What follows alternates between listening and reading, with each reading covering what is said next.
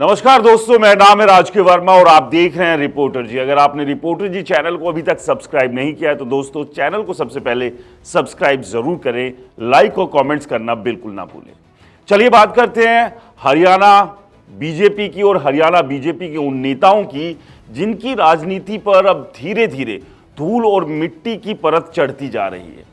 ये लोग खूब कोशिश कर रहे हैं कि किसी तरह से झाड़ पोंछकर इसे साफ कर ले और अपनी राजनीति की जो खोई हुई चमक है उसे वापस पा सके, लेकिन ऐसा हो नहीं पा रहा है।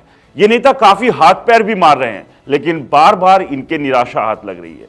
इन नेताओं में सबसे ऊपर नाम है कुलदीप बिश्नोई और रामविलास शर्मा का।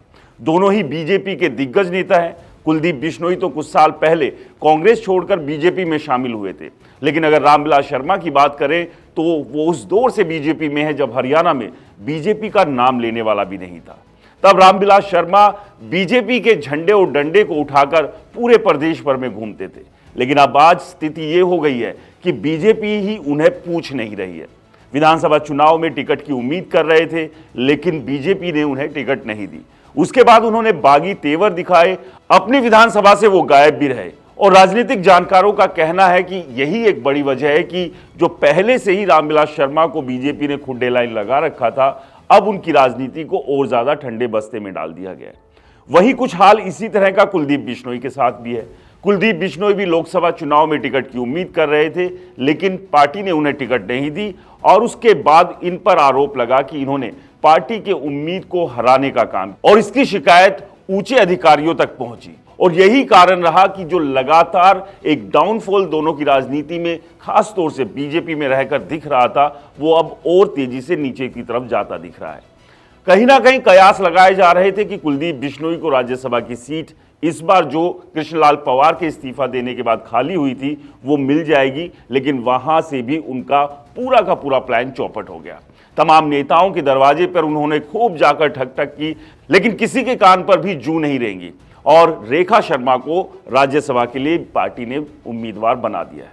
वहीं कुछ चर्चाएं रामविलास शर्मा के लिए भी थी कि शायद विधानसभा में जो मौका उन्हें नहीं मिल पाया, शायद राज्यसभा में सेट करके वो मौका उन्हें दे दिया जाए, लेकिन उन्हें भी फिलहाल कुछ हाथ लगा नहीं है। तो अब सबसे बड़ा सवाल यह है कि बीजेपी के इन दोनों दिग्गज नेताओं की भविष्य की राजनीति का होगा क्या? आगे ये अपनी भविष्य की राजनीति के लिए क्या कुछ डिसीजन लेंगे? क्या पार्टी इनके बारे में आज नहीं तो कल कुछ सोचेगी और इन्हें फिर से वही मान सम्मान देने का काम करेगी जिसके ये अधिकारी हैं, जो कि ये खुद मानते हैं? क्योंकि फिलहाल तो पार्टी ने ये मान लिया है कि इन दोनों नेताओं के बगैर भी उनका गुजारा बहुत अच्छे से चल रहा है। क्योंकि अगर 2024 के विधानसभा चुनाव में देखें तो बहुत ज्यादा इनकी जरूरत को पार्टी ने महसूस किया ही नहीं और कहीं ना कहीं इन्हें अकेला भी छोड़ दिया था। और सबसे बड़ी बात यही रही कि जहां रामविलास शर्मा की टिकट ही कट गई थी, तो वहीं कुलदीप बिश्नोई के बेटे को आदमपुर से करारी हार झेलनी पड़ी। और यही एक बड़ी वजह भी मानी जा रही है कि दोनों बड़े दिग्गज नेताओं की राजनीति का सूर्य अस्त तो नहीं होने जा रहा है।